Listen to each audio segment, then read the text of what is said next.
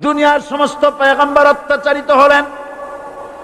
শুধু তাই নয়, বিশ্ব নবী আখিরি জামানার পয়গম্বর নবী মুহাম্মদ রাসূলুল্লাহ সাল্লাল্লাহু আলাইহি ওয়াসাল্লাম জাতির কাছে আসলেন।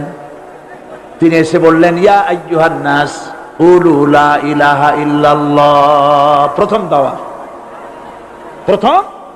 দাওয়া শুনছেন কথা?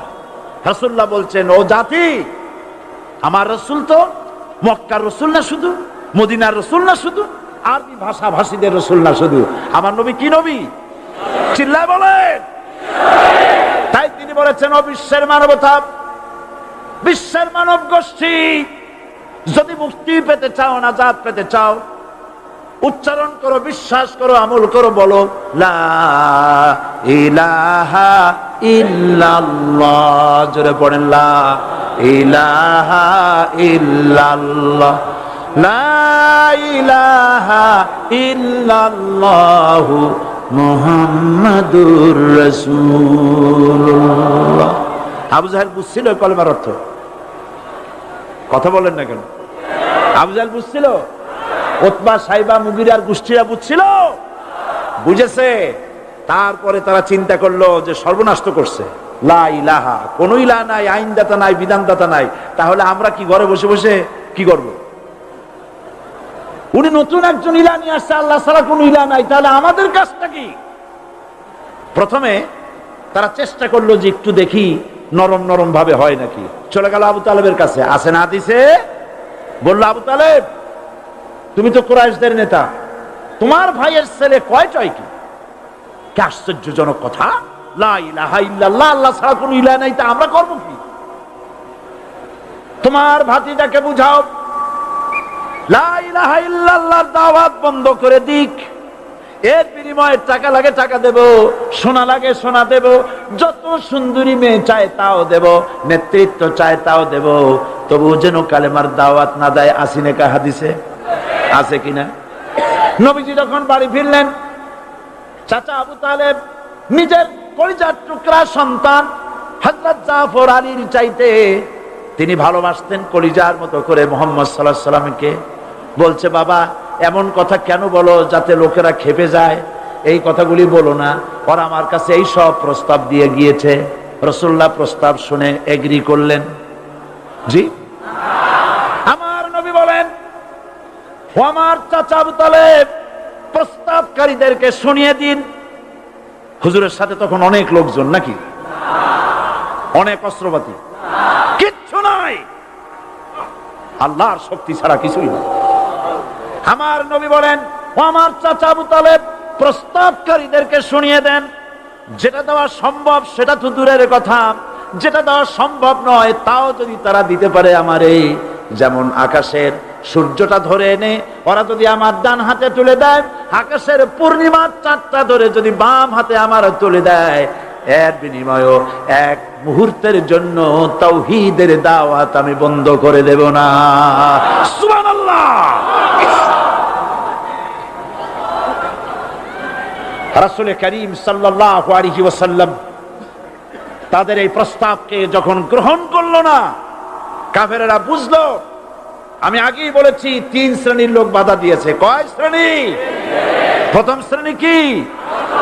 রাষ্ট্র শক্তি, তাদের হাতে অস্ত্রপাতি তো খুব শক্তি, আর তারা একবার ক্ষমতায় যায়, ওরা মনে করে এই ক্ষমতা থেকে আমাদেরকে কেউ নামাইতে পারবে না।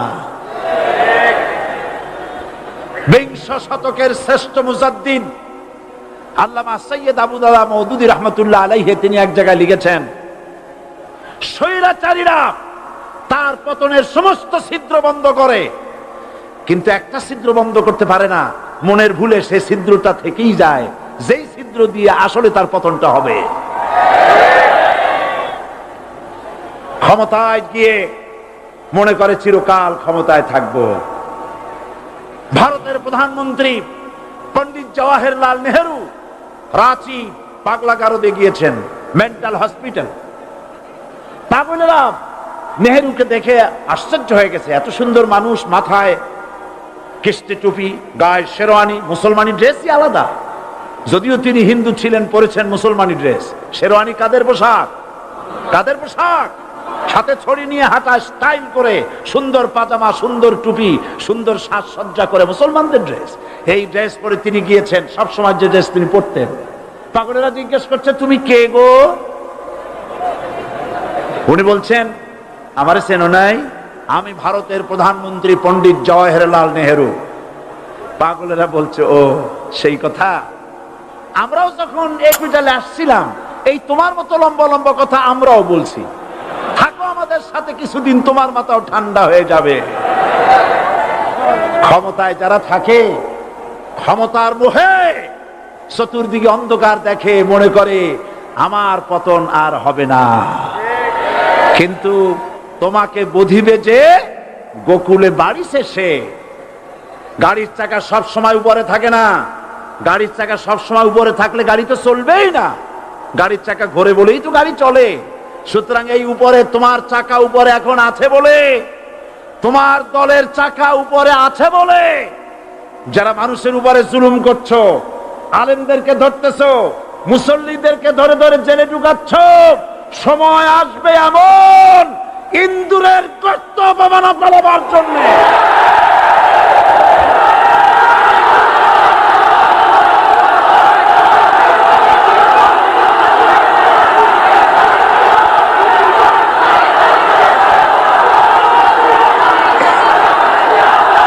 আবু জাহেলের গোষ্ঠী মনে করেছে সোজা আঙ্গুলে ঘি যখন উঠলো না, আঙ্গুল বাঁকা করতে হবে। শুরু হয়ে গেল অত্যাচার। শুরু হয়েছে না? হযরত সুমাইয়া রাদিয়াল্লাহু তাআলা আনহা কি নির্মম ভাবে, নিষ্ঠুর ভাবে তাকে শহীদ করা হলো। খাব্বাব, খুবাইব, হযরত খাব্বাব রাদিয়াল্লাহু তাআলা আনহুকে দেখে হযরত ওমর একদিন বলছিলেন, খাব্বাব, তোমার পিঠে এত গর্ত কেন? এত গর্তওয়ালা পিঠ আর এত চিকুন কোমর আমি তো জীবনেও দেখিনি। হযরত খাব্বাব বলেছেন, ওমর জানো না, ইসলাম কবুল করার অপরাধে, কালেমা পড়ার অপরাধে কাফির বেঈমানেরা আমাকে মারধর করেছে। যখন আমি তাদের মারে কালেমা ছাড়ি নাই, তখন আগুন জ্বালায়া আগুনের আংটার উপরে, আংটা আগুনের উপরে আমাকে চিৎ করে শোয়ায়া, আমি যেন নড়াচড়া করতে না পারি সেজন্য আমার বুকের উপরে পাথর চাপা দিয়া রেখেছে। আগুনে গোশত পুড়ে পুড়ে আগুন ভিতরে ঢুকেছে, গায়ের রক্ত আর চর্বি গলে গলে পড়ে আগুনগুলো নিবেছে। ওই পিঠে যে গর্ত হয়েছে আজও পর্যন্ত সেই গর্ত মিটে যায় নাই। হযরত খাব্বাব রাদিয়াল্লাহু তাআলা আনহু বলছেন, বুখারী শরীফে হাদিসে ভাবে এসেছে, ওয়ান খাব্বাব বিন আরিত রাদিয়াল্লাহু তাআলা আনহু আন্নাহু قال শাকাউনা ইলা রাসূলিল্লাহি সাল্লাল্লাহু আলাইহি ওয়াসাল্লাম ওয়া হুয়া মুতাওয়াসসাদুন বুরদাতুন লাহু ফি জিল্লিল কাবা। আমি গেলাম রাসূলুল্লাহর কাছে, যে দেখি হুজুর বাইতুল্লাহ শরীফের ছায়ায় আরাম ফরমাচ্ছেন।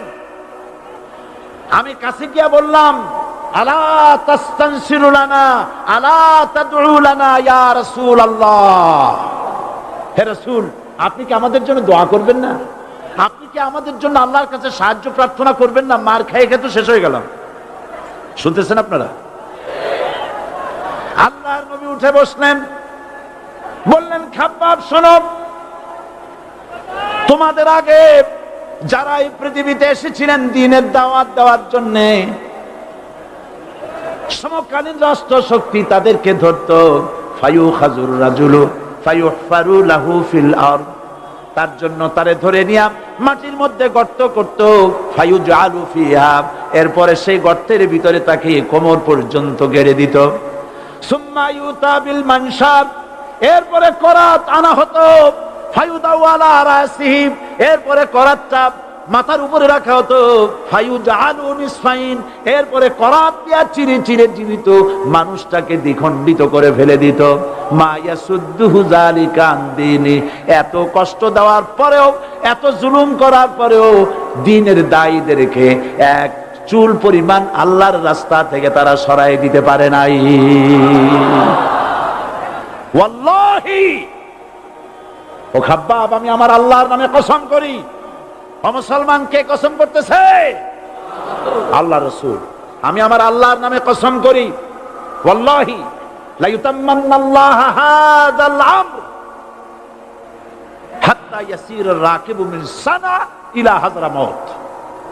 সেদিন বেশি দূরে নয়, ইয়েমেনের রাজধানী সানা থেকে শুরু করে সৌদি আরবের হাযরামাউত পর্যন্ত হাজার হাজার মাইল এই দীর্ঘ পথে যুবতী নারী তার সৌন্দর্যের পশ্চা নিয়া, আর ধনাঢ্য ব্যক্তিরা, সওদাগরেরা তাদের টাকা পয়সা নিয়া একাকে নিয়ে অথবা দলবদ্ধ ভাবে মানুষেরা যাতায়াত করবে।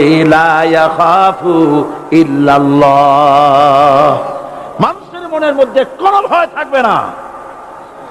এমন একটা সময় আসবে, ওয়ালাকিন্নাকুম তাস্তাজিলুন, অথচ তোমরা বড্ড তাড়াহুড়ো করছো। তাড়াহুড়ো করো না, অপেক্ষা করো, ধৈর্য ধরো, মার খাও, জেলে যাও, শহীদ হও, আল্লাহর রাজ কায়েম হবেই হবে।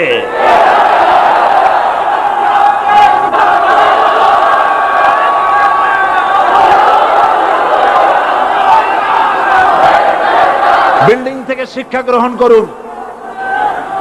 বিল্ডিং, ইমারত, দালান থেকে শিক্ষা গ্রহণ করুন। এই যেটা দালান আছে না পাশে, দেখতে পাচ্ছেন? এই দালান কি দিয়ে তৈরি করা হয়েছে বলেন? ইট। সমস্ত ইটেরা যদি ধর্মঘট করত, আমরা কেউ মাটির তলায় যাব না, কেউ আমরা আগুনে পুড়ে ঝামা হব না, পিক হব না, কেউ আমরা টুকরা টুকরা হব না, সবাই থাকবো উপরে উপরে, তাহলে কি দালান হইতো নাকি? এই বিল্ডিং নির্মাণ করতে গিয়া ইটের যে স্যাক্রিফাইস, হাজার হাজার ইটকে পিক হতে হয়েছে, পুড়ে যেতে হয়েছে, খোয়া হতে হয়েছে, ভেঙে টুকরা টুকরা হয়ে 50 ফিট মাটির নিচে যেতে হয়েছে, তারপরে ইমারত গঠন হয়েছে, সুন্দর দালান তৈরি হয়েছে। যারা ইসলামী শাসন চান, আল্লাহর দ্বীনকে বিজয়ী দেখতে চান, তাদেরকে অসংখ্য মানুষকে পোড়া ইটের মতো জেলখানায় পুড়ে পুড়ে মরতে হবে, অসংখ্য মানুষকে ফাঁসির কাস্তে ঝুলতে হবে, গায়ের রক্ত দিতে হবে, শহীদ হতে হবে, তারপরে ইসলামের ইমারতটা কায়েম হয়ে যাবে। শায়ের, কবি কি সুন্দর করে বলছেন, কবি সুন্দর করে বলছেন, ये शहादत गाहे उल्फत में कदम रखना, ये शहादत गाहे उल्फत में कदम रखना, लोग समझते हैं आसा है मुसलमान होना। মানুষেরা মনে করে মুসলমান হওয়া খুব সহজ জিনিস। না, মুসলমান হওয়ার অর্থ হলো শাহাদাতের ঈদগাহে শামিল হয়ে যাওয়া।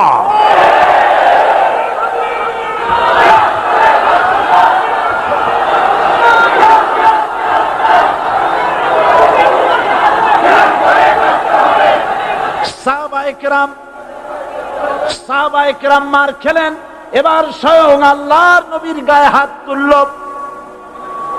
আবু জাহেল এসে হুজুরকে মারলেন, গলায় চাদর দিয়া এমন জোরে টান মেরেছে, রাসূলুল্লাহ পড়ে গিয়েছেন। হাদিসে এসেছে হুজুরের চোখ মোবারক ঠিকরে পড়ে যেতেছে, চেহারা মোবারক লাল হয়ে গিয়েছে, জমিনের উপরে আছাড় মেরে ফেলেছে। রাসূলের এই অবস্থা দেখে হযরত হামজা তখনও কাফের ছিলেন, শিকার থেকে এসে তিনি এই দৃশ্য দেখলেন, দাসীর মুখে শুনলেন, ছুটে চলে গেলেন আবু জাহেলের বাড়িতে। যায় বলে, আবু জাহেল রে, তুই মুহাম্মদ সাল্লাল্লাহু আলাইহি ওয়াসাল্লাম মেরেছিস, বল কেন মারলি? এমন ভালো মানুষ তো জীবনেও চোখে দেখি নাই, যিনি কোনো মিথ্যা কথা বলেন না, ভালো ভালো কথা বলেন, এক আল্লাহর গোলামি করার জন্য বলেন। এই সব ভালো কথা বলার জন্যই তুই তারে মারলি নাকি? আরে আবু জাহেল, তুই কি মনে করছিস মুহাম্মদ সাল্লাল্লাহু আলাইহি ওয়াসাল্লাম তার পিতা আব্দুল্লাহ মারা গেছে বলে মুহাম্মদ সাল্লাল্লাহু আলাইহি ওয়াসাল্লাম এতিম হয়ে গেছে মনে করেছিস নাকি? জেনে রাখ, মুহাম্মদ সাল্লাল্লাহু আলাইহি ওয়াসাল্লামের পিতা আব্দুল্লাহ মারা গেছে, কিন্তু চাচা হামজা তো মরে যায় নাই। হাতের ধনুক দিয়া এমন জোরে আঘাত মারলেন, আবু জাহেলের মাথা ফেটে রক্ত ফিনকি দিয়ে বেরিয়ে এলো। হযরতে হামজা ঘরে ফিরে এসে রাসূল করিম সাল্লাল্লাহু আলাইহি ওয়াসাল্লামের মস্তক মোবারক কোলে উঠায় নিলেন আর বললেন, বাবা তোমাকে মেরেছে বলে আমি আবু জাহেলের মাথাটা ফাটাই দিয়ে আসছি, তুমি খুশি হও। হুজুর বলছেন, চাচা কার মাথা ফাটাইছো এইটা বলে আমারে খুশি করতে পারবা না। হযরত হামজা বলেন, তুমি কি হলে খুশি হবে? হুজুর বলেন, হামজা চাচা গো, আমি খুশি হব যদি একটিবার চাচা তোমার মুখে শুনতে পাই ঈমানের কালেমা। হযরত হামজা বলেন, মুহাম্মদ সাল্লাল্লাহু আলাইহি ওয়াসাল্লাম, আমি বুঝতে পেরেছি তুমি কোনো সাধারণ মানুষ নয়। সাধারণ মানুষ হলে পরে তুমি প্রতিশোধে বিশ্বাসী হতে, খুশি হতে। প্রতিশোধে বিশ্বাসী হও নাই, তুমি অবশ্যই আল্লাহর নবী, কোনো সন্দেহ আমার নাই। তুমি সাক্ষী থাকো, আমি পড়ে নিলাম লা ইলাহা ইল্লাল্লাহু মুহাম্মাদুর রাসূলুল্লাহ। জোরে পড়ে, লা ইলাহা ইল্লাল্লাহু মুহাম্মাদুর রাসূলুল্লাহ। ঘাবড়াবার কারণ নাই।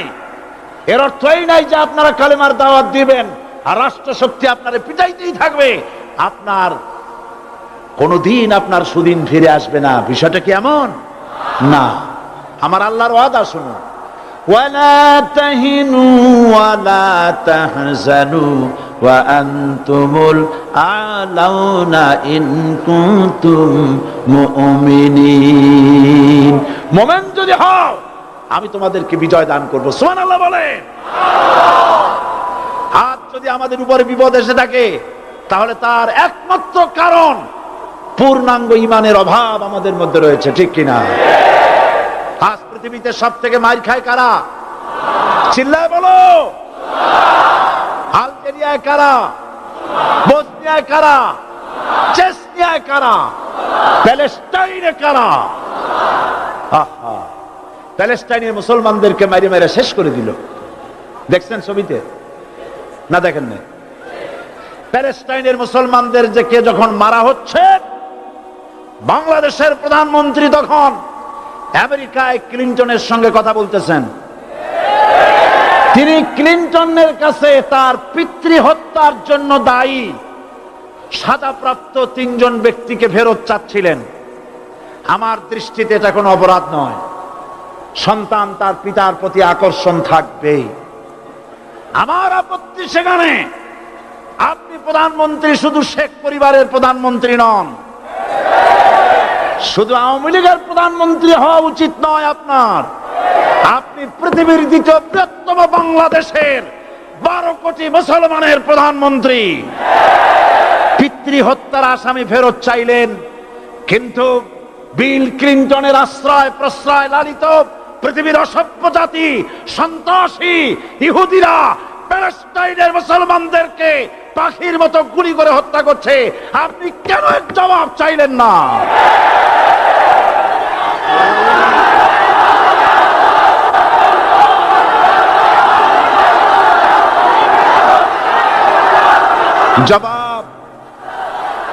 জবাব আপনি চাইতে পারবেন না, কারণ মুনাফিকদের সাহস হয় না, সাহস হয় মুমিন ব্যক্তি।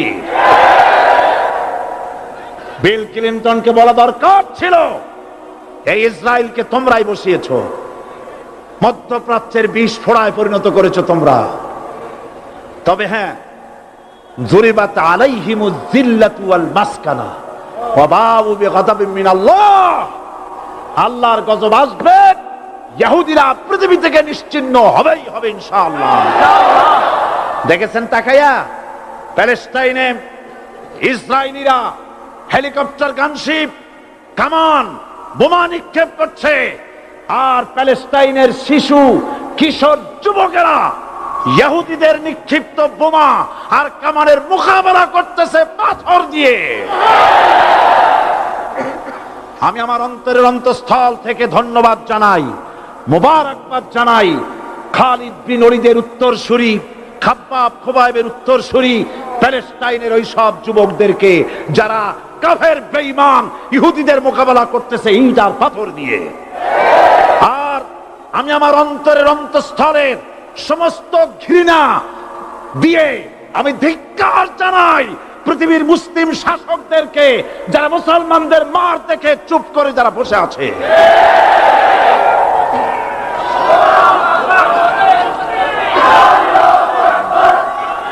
মুসলমান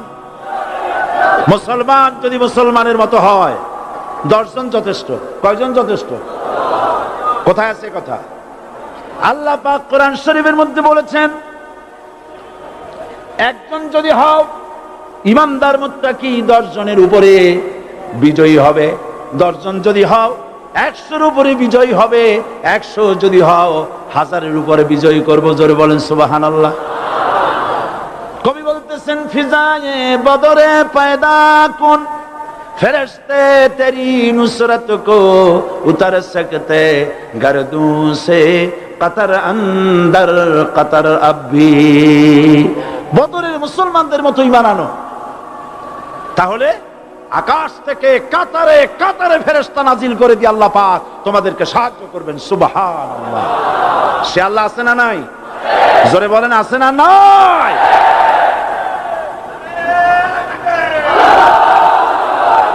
সেই আল্লাহ রাব্বুল আলামিন কোরআনে কারীমের ভিতরে আয়াতুল কুরসির মধ্যে বলে দিয়েছেন, আল্লাহু লা ইলাহা ইল্লা হুয়াল হাইয়ুল কাইয়্যুম। প্রাণ খুলে সবাই পড়েন, বসা মানুষ, দাঁড়ানো মানুষ। আল্লাহু লা ইলাহা ইল্লা হুয়াল হাইয়ুল কাইয়্যুম। আল্লাহ রাব্বুল আলামিন, তিনি ছাড়া কোনো ইলাহ নাই, তিনি সার্বভৌমত্বের মালিক, কেউ নাই আল্লাহ ছাড়া। এই কথা মানুষকে ঘোষণা করতে হবে। বাধা, এই কথা বললেই বাধা দেবে কয় শ্রেণীর লোক? 3 শ্রেণী। প্রথম শ্রেণী হচ্ছে কে? রাষ্ট্রশক্তি। আজও তারা বাধা দিচ্ছে। আল্লাহর আইন দিয়ে দেশ চালাও, তারা তাদের মন মর্জি মোতাবেক আইন দিয়ে দেশ চালাবে। আল্লাহ পাক বলছেন, আলা লাহুল খালকু ওয়াল আমরু। সৃষ্টি যার, আইন চলবে তা। কারো বাবার আইন চলতে পারে না, নিজেদের তৈরি করা আইন চলবে না। ইনিল হুকমু ইল্লা লিল্লাহ। একমাত্র আইন চলবে কার? এই আইন রাসূল করিম সাল্লাল্লাহু আলাইহি ওয়াসাল্লাম মদিনায় কোরআন দিয়ে প্রতিষ্ঠিত করেছিলেন। আল্লাহর বিধান, আল্লাহর সার্বভৌমত্ব কায়েম করেছিলেন। কোরআন সংবিধান হলো, চুরি বন্ধ হলো, ডাকাতি বন্ধ হলো, জেনা বন্ধ হলো, হত্যা বন্ধ হলো, ধর্ষণ বন্ধ হলো, সব কিছু বন্ধ হয়ে গিয়ে মুসলমানেরা শান্তি লাভ করলো, পৃথিবীর মানুষ শান্তি লাভ করলো। সুবহানাল্লাহ বিহামদিহি। আজ মুসলমানেরা শত্রু চেনে না, বন্ধু চেনে না। বন্ধুকে বানায়েছে শত্রু, শত্রুকে বানায়েছে বন্ধু। কে বন্ধু কে শত্রু চিনাই দিবেন কে? আল্লাহ। বলেন, কে দিবেন? আল্লাহ রাব্বুল আলামিন কোরআনে কারীমের মধ্যে পরিষ্কার করে বলেছেন, লাতাজিদান্না আশাদ্দান নাসি আদাওয়াতান লিল্লাযীনা আমানুল ইয়াহুদা ওয়াল্লাযীনা আশরাকু। আল্লাহ পাক বলছেন, হে রাসূল, মানুষের ভিতরে 2টা শ্রেণী মুমিনদের জন্য সবথেকে জঘন্য দুশমন। কয়টা শ্রেণী? 2টা। একটা হলো ইহুদ, আর একটা হলো মুশরিক। একটা হলো ইহুদি, আর একটা হলো মুশরিক। এটা হলো তোমাদের দুশমন। আর আজ আমাদের দেশে, পৃথিবীর বিভিন্ন দেশে মুসলমানেরা মুশরিকদের সঙ্গে সম্প্রীতি বাড়াচ্ছে, মুসলমানদের সাথে শত্রুতা বাড়াচ্ছে। আজ আমার দেশে পূজা পার্বণে বাধা নাই। পূজা পার্বণে বাধা আছে? পূজা পার্বণে বাধা নাই। বাধা কোথায়? কোরআন শরীফের তাফসীর মাহফিলে। কোরআনের তাফসীরের মাহফিলে বাধা দেওয়া হচ্ছে। গান বাজনায় 144 ধারা নাই, কিন্তু কোরআন শরীফের মাহফিলে 144 ধারা দেওয়া হচ্ছে। যারা দিচ্ছে তারা আবার ওমরাও করে, হজও করে। ওরা আমাদের বলে আমরা নাকি ধর্মের নামে রাজনীতি করি। বলে না, আমরা নাকি ধর্মের নামে রাজনীতি করি। আমি বলি, ধর্মের নামে আমরা রাজনীতি করি না, আমরা ধর্মীয় রাজনীতি করি। কথাটা বুঝে আসছে কিনা? ধর্মের নামে রাজনীতি তো সেই ব্যক্তি করে 1996 সনের নির্বাচনের আগে যিনি মাথায় পট্টি বেঁধেছিলেন, যিনি শপথ গ্রহণের সময় হাতে তসবিহ পড়েছিলেন। ধর্মের নামে রাজনীতি তিনি করেছেন। আজ অনেকগুলি ডিগ্রি পেয়েছেন তিনি, অনেকগুলি ডিগ্রি পেয়েছেন। কয়টা? মুখস্থ হয়ে গেছে আপনাদের। শকুনেরা, শকুন যদি গরুর গোশত কিনে খাওয়া লাগতো, 80 টাকা কেজি দরে শকুনে এত গোশত কিনে খাইতে পারতো না। লেখাপড়া করে যদি ডিগ্রি নেওয়া লাগতো, এত ডিগ্রি কপালে জুটতো না। পয়সা দিয়া ম্যানেজ করা ডিগ্রি, কিন্তু 9টা নিলে কি হবে? আসল ডিগ্রিটা এখনো বাকি আছে। আসল ডিগ্রি কোনটা? নির্বাচনের আগে পট্টি বেঁধে তসবিহ নিয়ে গোটা জাতিকে যে সফলভাবে প্রতারণা করতে আপনি পেরেছিলেন মহাপ্রতারক হিসেবে, সেই ডিগ্রি আগামী নির্বাচনের মোক্ষম সময় জনগণ আপনার গলায় পরায় দেবে।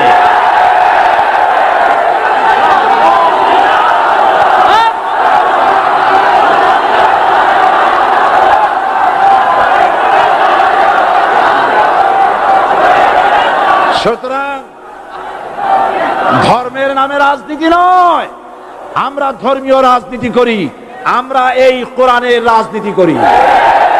এই কোরআন নিয়ে বাঁচতে চাই, এই কোরআন নিয়ে মরতে চাই। এই কোরআন থেকে আমাদেরকে বিচ্ছিন্ন করতে চায় কাফের, বেঈমান, মুশরিকেরা। ও আমার জাতি, কোরআন থেকে যারা বিচ্ছিন্ন করতে চায়, তোমরা কি তাদের বিরুদ্ধে জিহাদের জন্য প্রস্তুত থাকবে?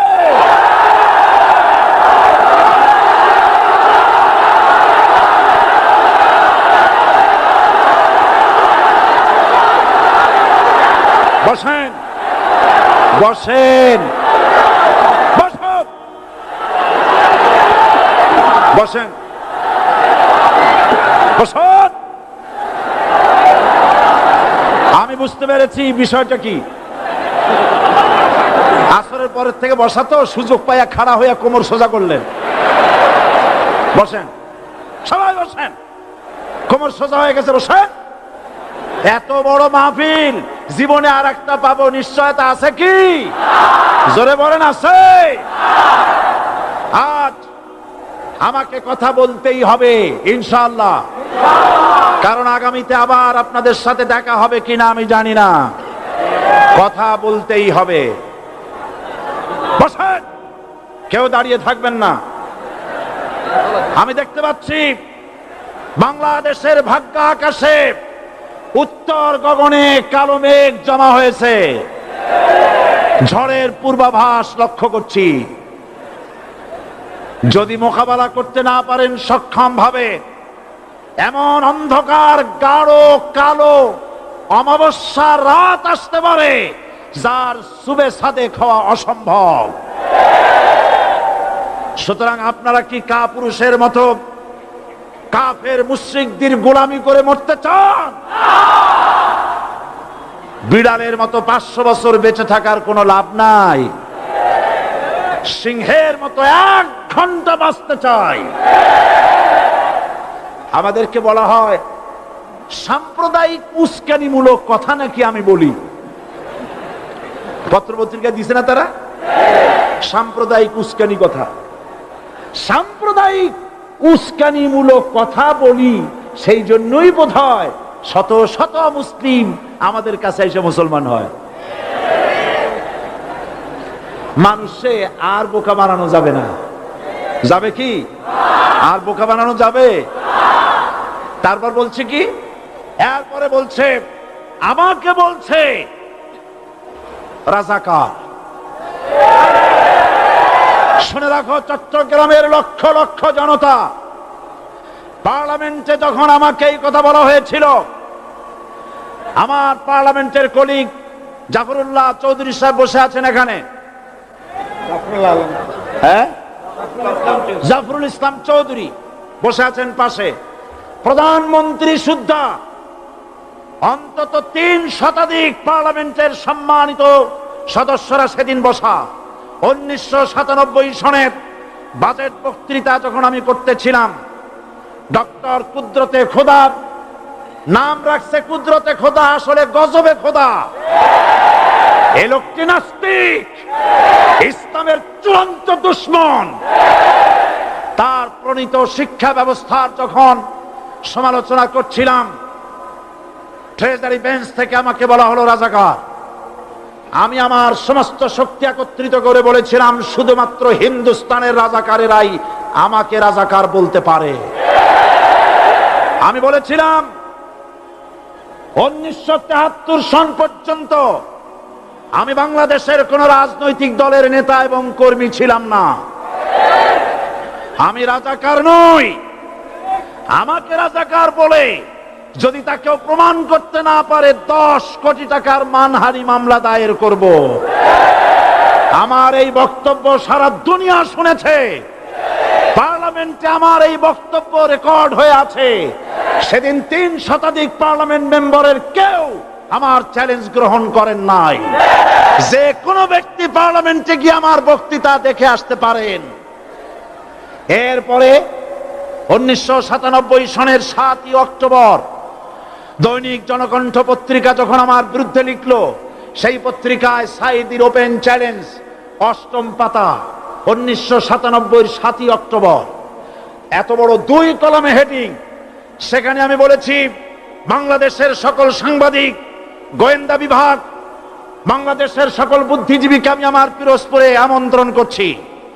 আমার উপস্থিতিতে যদি কেউ প্রমাণ করতে পারে বাংলাদেশের স্বাধীনতা যুদ্ধের বিরুদ্ধে আমার কোনো ভূমিকা ছিল, সজ্ঞানে স্বেচ্ছায় জাতীয় সংসদের সদস্য পদ থেকে পদত্যাগ করব। 3 বছর পার হয়ে গেছে, আজ পর্যন্ত কেউ এই চ্যালেঞ্জের মোকাবেলা করে নাই। সুতরাং আমাকে যারা রাজাকার বলবে তারা পিতৃ পরিচয়হীন অবৈধ সন্তান। 1971 সনের, শোনো মুসলমানেরা, 1971 সনের কোন কাদা সাইদির গায়ে লাগে নাই। আমাকে রাজাকার বলে জনগণ থেকে বিচ্ছিন্ন করবা, জনগণ থেকে আমারে বিচ্ছিন্ন করা যাবে না। কারণ এই জনগণ আমার জন্য আসে না, এই জনগণ আসে আল্লাহর কোরআনের জন্য।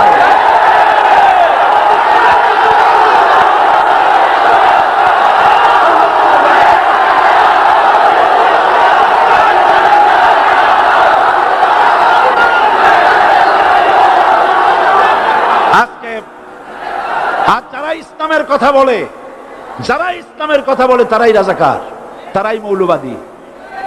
মৌলবাদী বললে আমরা অসন্তুষ্ট হই না, কারণ মৌলবাদী শব্দটা আসছে মূল থেকে। মৌল শব্দ এসেছে মূল থেকে। মূলবাদী তার মানে যারা মূলে আছে। মূল হলো কোরআন, মূল হলো হাদিস, মূল হলেন আল্লাহ, মূল হলেন আল্লাহ রসুল। আমরা আছি মূলে। এখন বলেন তো, মূলের শক্তি বেশি না আগার শক্তি বেশি? আমাদের যারা মৌলবাদী বলে ওরা হলো আগাবাদী। মূলে আছে কত কোটি? 12 কোটি। মূলে আছে কত কোটি? আর আমাদের যারা মৌলবাদী বলে ওই থাকো গাছের আগায়, আমরা মূলে। লাফালাফি বেশি করবা না, 12 কোটিতে গাছের গোড়া আসতে নানা দেবে, মামু বাড়ি দিল্লি গিয়ে পড়বা, বাংলার জমিনে জায়গা হবে না। এ কথা বিশ্বাস করো। বাংলাদেশের মুসলমানদের শরীরে 1 বিন্দু রক্ত থাকতে শয়তানের তৈরি করা ধর্ম নিরপেক্ষ মতবাদ বাংলার জমিনে কায়েম হতে দেওয়া হবে না, হবে না।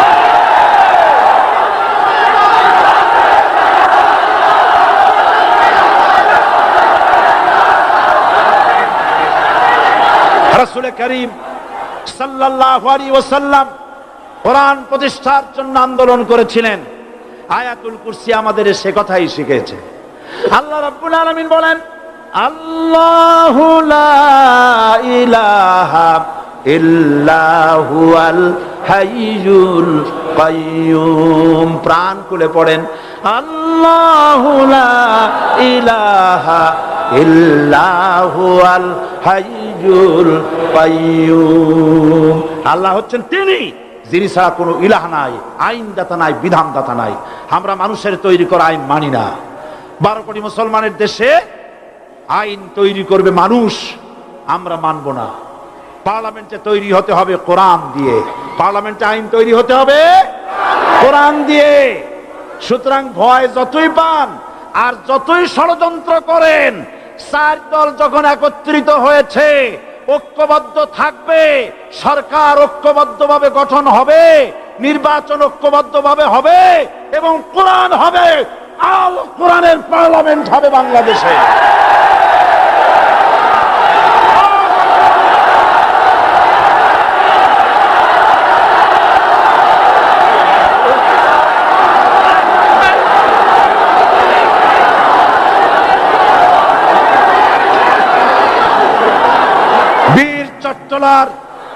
বীর চট্টলার মুসলমানেরা স্বাধীনতার ঘোষণা, এই চট্টগ্রাম থেকে স্বাধীনতার মহান ঘোষক প্রেসিডেন্ট জিয়াউর রহমান সাহেব দিয়েছিলেন। এই চট্টগ্রাম থেকেই ইসলামী রাষ্ট্রের ঘোষণা হবে।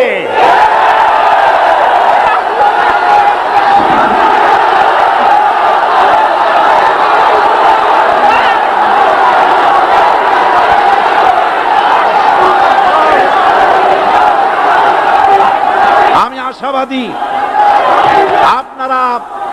আপনারা অবশ্যই তা পারবেন, আমি 100% বিশ্বাস করি ইনশাআল্লাহ। কারণ যে ষড়যন্ত্রের মোকাবেলা করে স্থানীয় রাজনৈতিক দলের নেতৃবৃন্দ কোরআনের মাহফিল সিনায় এনেছেন, আমি প্রথম দিনেই বলেছি চট্টগ্রাম তাফসিরুল কোরআন মাহফিল কোন রাজনৈতিক দলের প্রতিনিধিত্ব করে না। এটা কোন জামাত শিবিরের একক সম্পদ নয়, এটা চট্টগ্রামের মুসলমানদের কলিজার টুকরা তাফসিরের মাহফিল। সুতরাং এই মাহফিল চট্টগ্রামে থাকবে ইনশাআল্লাহ কিয়ামত পর্যন্ত। 144 ধারা 288 হয়ে গেছে, ষড়যন্ত্র পায় পায় চলে গেছে। আমি ওই সব ছেলেদের বলি, সরকারি দলের ছাত্র হইয়া মুসলমানদের বিপক্ষে যাইও না। এদেশের ভাগ হয়ে গেছে দুটো শিবির, বোঝাই যাচ্ছে। একদিকে ভারতের পা চাটা গোলাম নাস্তিক মোরতাদ শ্রেণীর বুদ্ধিজীবী এবং তাদের মদতপুষ্ট সরকার, আর একদিকে ইসলামী শক্তি, ইসলামী দল আর দেশ প্রেমিক জাতীয়তাবাদী শক্তি। একদিকে হিমালয় পাহাড় আর একদিকে সূচো ইঁদুর। আল্লাহ বিজয় দেবে মুসলমানদের। কাদের বিজয় হবে? বাংলাদেশে কোরআনের রাজ কায়েম হোক, তাকে আপনারা চান? কারা কারা চান দু হাত উঁচু করে দেখান। দাঁড়াবেন না।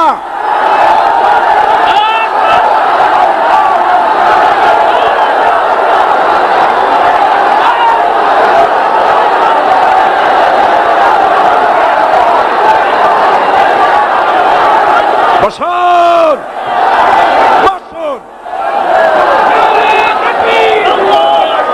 আবার বসেন। জোরে সরে জিকির করেন লা ইলাহা ইল্লাল্লাহ। আরো জোরে লা ইলাহা ইল্লাল্লাহ। লা ইলাহা ইল্লাল্লাহ।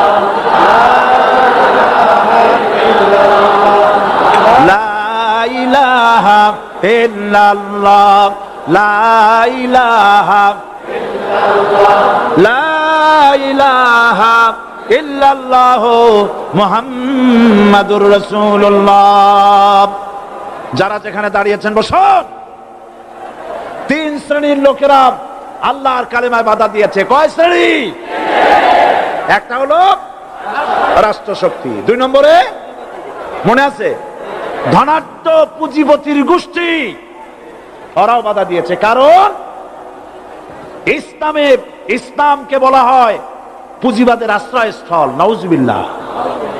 সর্বপ্রথম ইসলাম কবুল করেছে কারা? ধনীরা না গরিবরা? কারা? গরিবেরা। সুতরাং ধনাঢ্য ব্যক্তিরা মনে করলো যে আমাদের তো সর্বনাশ হয়ে যাবে, আমরা দাস দাসী ধরে রাখতে পারবো না, আমরা মানুষকে শোষণ করতে পারবো না, যে নতুন কলেমার দাওয়াত আসছে। সুতরাং সরকারের হাতকে তারা পয়সা দিয়া শক্ত করেছে আর বলেছে যত টাকা লাগে এই লোকগুলারে ঠ্যাঙ্গান। আজও আছে কিনা? তা আছে কিনা? 3 নম্বরে বাধা দিয়েছে ধর্মের নামের এক শ্রেণীর কায়েমি স্বার্থবাদী শক্তি, যার সম্পর্কে সূরা তাওবায় আল্লাহ পাক বলেছেন ইন্না কাসীরাম মিনাল আহবারি ওয়ার রুহবান লা ইয়াকুলুনা আমওয়ালান নাস বিল বাতিল ওয়া ইয়াসুদ্দুনা আন সাবিলিল্লাহ। ইহুদি আহলে কিতাবদের মধ্যে এক শ্রেণীর বুজুর্গ ধরনের লোক, দরবেশ জাতীয় লোক, যারা নাকি মানুষের সম্পদকে বাতিল পন্থায় ভক্ষণ করে, ওয়া ইয়াসুদ্দুনা আন সাবিলিল্লাহ, এবং আল্লাহর রাস্তায় চলার জন্য মানুষকে বাধা প্রদান করে। এত বড় বিশাল মাহফিলে আপনি দাঁড়ায়া কোন মানুষকে কষ্ট দিবেন না, জায়েজ নাই। মুসলমানদেরকে কষ্ট দেওয়া কবিরা গুনাহ। বুঝতে পেরেছেন? যে যেখানে দাঁড়িয়েছে আপনারা বসা মানুষেরা তাদেরকে বসায় দেন। সুতরাং এই কালেমার দাওয়াত যখন হযরতে মুসা আলাইহিস সালাম দিলেন, ফিরআউন বলল, আমি তো জানি না যে আমি ছাড়া আরো কোন ইলাহ আছে, আইনদাতা তো আমি, তুমি নতুন কোথা থেকে আইনদাতা নিয়ে আসছো? ফিরআউন বলছে, দেখো, আমারে বাদ দিয়া যদি অন্য কাউকে ইলাহ বলে তুমি মানো, আর সেই শিক্ষা যদি যে জাতিকে দাও, তাহলে আমি তোমাকে ধরে লাআজআলান্নাকা মিনাল মাসজুনিন, আমি তোমাকে কারারুদ্ধ করব, আমি তোমাকে জেলখানায় ঢুকিয়ে দেব। রাষ্ট্রশক্তি প্রথম বাধা দিল কারা? বলেন সবাই। সেই বাধা কি ওখানে শেষ হয়েছে না এখনো আছে? আছে কিনা জোরে বলেন। আমি তোমাকে জেলখানায় ঢুকাবো। হযরত মুসা আলাইহিস সালাম বলেন, ফিরআউন রে, জেলের ভয় আমি করি না, আমাকে জেলের ভয় দেখায়া লাভ নাই, আমি আল্লাহ পাকের পয়গম্বর। হযরতে মুসা আলাইহিস সালাম, ফিরআউনের দলবল আছে, লোক লস্কর আছে, তার অস্ত্রের অভাব নাই। আল্লাহ রাব্বুল আলামিন মুসা আলাইহিস সালামের কাছে একটা অস্ত্র দিছিলেন কিনা? আল্লাহ পাক হযরত মুসা কি বলেছেন? ওয়া মা তিলকা বিয়ামিনিকা ইয়া মুসা, মুসা রে, তোমার হাতে ওটা কি? মুসা আলাইহিস সালাম বললেন, এটা লাঠি। আল্লাহ পাক বললেন, ফেলে দাও লাঠি। লাঠি ফালায় দিলেন, কি হয়ে গেল? হিয়া হাইয়াতুন তাসআ, লাঠি হয়ে গেল। এখন লাঠি পড়ে সাপ হয়ে গেল। সাপ দেখে নবী হোক, ওলি হোক, সাহাবী হোক আর আলেম হোক, সাপ দেখলে ভয় করে না মানুষের? মুসা আলাইহিস সালাম ভয় পেয়েছে। আল্লাহ রাব্বুল আলামিন হযরত মুসাকে শোনায় দিলেন, খুযহা ওয়া লা তাখাফ সানুঈদুহা সিরাতাহাল উলা,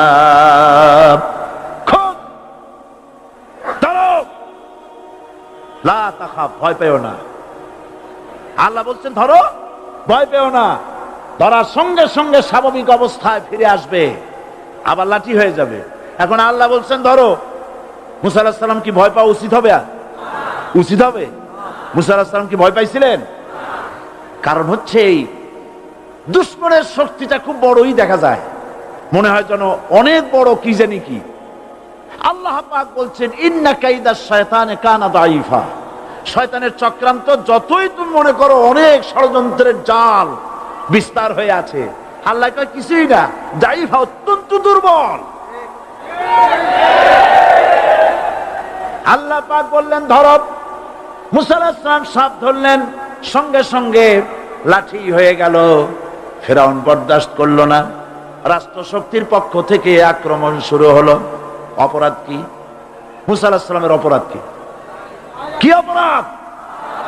মাশাআল্লাহ, বুঝতে পেরেছেন। অপরাধ হচ্ছে তিনি বলেছেন লা ইলাহা, জোরে বলেন লা ইলাহা ইল্লাল্লাহ। এই কালেমাকে আজ আমরা ভিক্ষার বুলি বানাইছি। এটা হলো সার্বভৌমত্বের বুলি, এটা হচ্ছে আল্লাহ পাকের সার্বভৌমত্বের কথা। আজ আমরা মানুষের কাছে আমরা শুনি, মানুষেরা ভিক্ষা চায়, লা ইলাহা ইল্লাল্লাহ, এক মুঠ চাউল দেন, লা ইলাহা ইল্লাল্লাহ 10 খান পাই দেন। এই হচ্ছে কালেমার জিকির। আবার কেউ কেউ জিকির করতেছে লা ইলাহা আস্তে, ইল্লাল্লাহ জোরে, এমন জোরে কলব সাফ করে, কলব তাতে থাকলেও পারে, গেলেও পারে।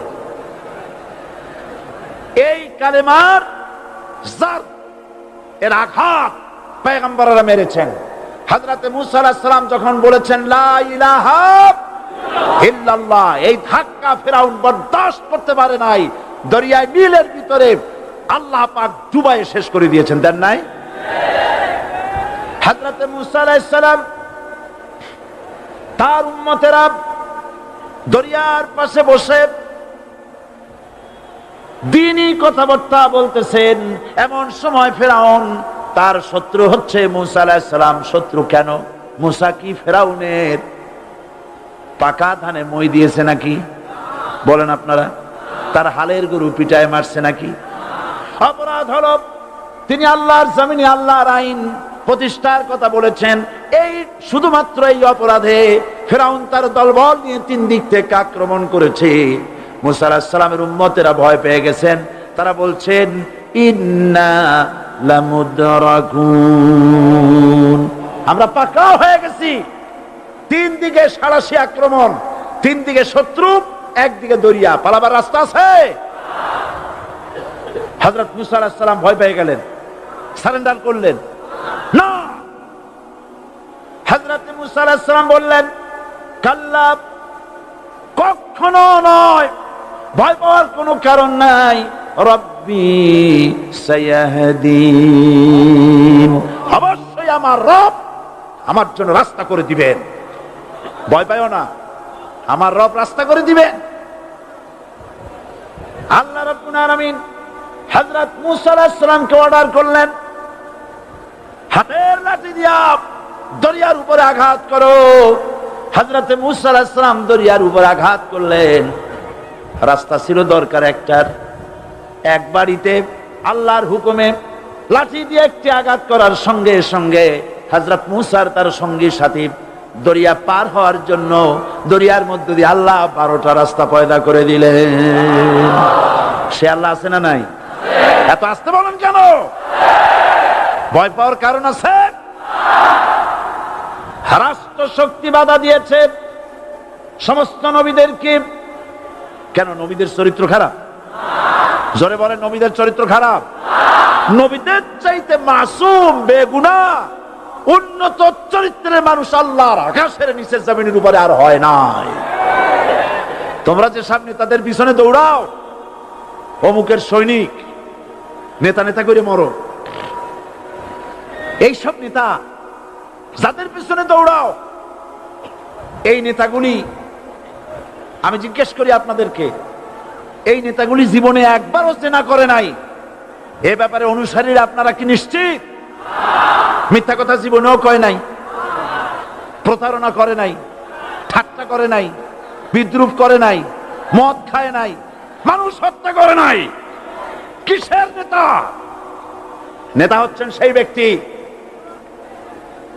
যিনি বলেছেন, ও আমার স্ত্রীরা, ও আমার সাহাবীরা, রাতের আধারে আমার মধ্যে যা আচরণ দেখতে পাও, দিনের আলোতে আমার মধ্যে যা দেখতে পাও, সবগুলি খুলে খুলে মানুষের কাছে বলে দাও। তার নাম বিশ্বনবী মুহাম্মদ রাসূলুল্লাহ সাল্লাল্লাহু আলাইহি ওয়াসাল্লাম।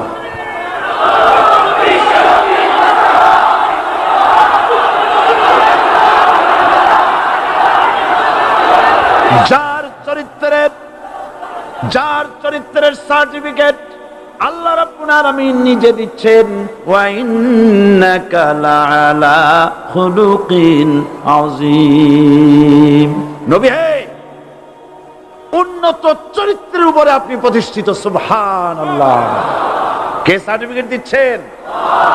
আযীম, আযীম। আরবিতে চওড়াকে বলা হয় আরিদ, গভীরতাকে বলা হয় আমিক। কত প্রশস্ত, যা মাপার কোনো ফিতা নাই, কত গভীর, যা মাপার কোনো যন্ত্র নাই, এইটাকে আরবিতে বলা হয় আজিম। সুবহানাল্লাহ বলতে ইচ্ছে করে না? ও নবী, তোমার চরিত্র এমন যা মাপার মতো যন্ত্র পৃথিবীতে নাই। এই সার্টিফিকেট দিলেন কে? সমস্ত নবীরাই চরিত্রবান, নবীরা মাসুম বেগুনাহ। সুবহানাল্লাহ বিহামদিহি। সেই নবীরা মার খান নাই? খেয়েছেন কিনা বলেন? কারা মেরেছে? রাষ্ট্র শক্তি। কারা মেরেছে? কারণ নবীরা বলেছেন লা ইলাহা ইল্লাল্লাহ। পড়েন সবাই, লা ইলাহা ইল্লাল্লাহ। আপনিও যদি নবীদের মতো সাহাবীদের মতো বুঝা এই কলেমার দাওয়াত দেন, বাধা আসবেই। বোঝাবুঝির ব্যাপার, বুঝতেই সারলো। কত মাহফিল হয় বাংলাদেশে, হয় না? কোনো বাধা নাই, ঠিক কিনা? কত পূজা হয়, পার্বণ হয়, গান হয়, থিয়েটার হয়, গুনাগার বিবির গান হয়, কত কিছু হয়। কোনো বাধা আছে? তাফসীরের মাহফিলে বাধা। কারণ ওরা বুঝতে পেরেছে এ তাফসীরের মাহফিলে গাজীর গীত হয় না, এ তাফসীরের মাহফিলে আল্লাহ সার্বভৌমত্ব কায়েমের আন্দোলন চলে।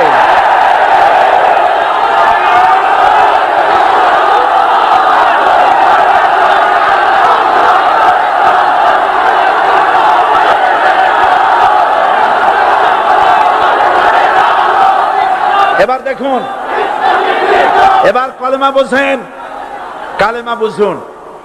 বঙ্গভবনের সামনে দাঁড়ায়া, গণভবনের সামনে দাঁড়িয়ে আপনি যদি কালেমার জিকির করতে থাকেন, লা ইলাহা ইল্লাল্লাহ, লা ইলাহা ইল্লাল্লাহ, লা ইলাহা ইল্লাল্লাহ, লা ইলাহা ইল্লাল্লাহ, 2-1 ঘন্টা, 2-4 ঘন্টা, দেখবেন অফিসাররা এসে বলবে, না জানি কোন খাজা বাবা আসছে, আসেন আসেন, নিয়ে খাইতে দেবে, হাদিয়া দেবে।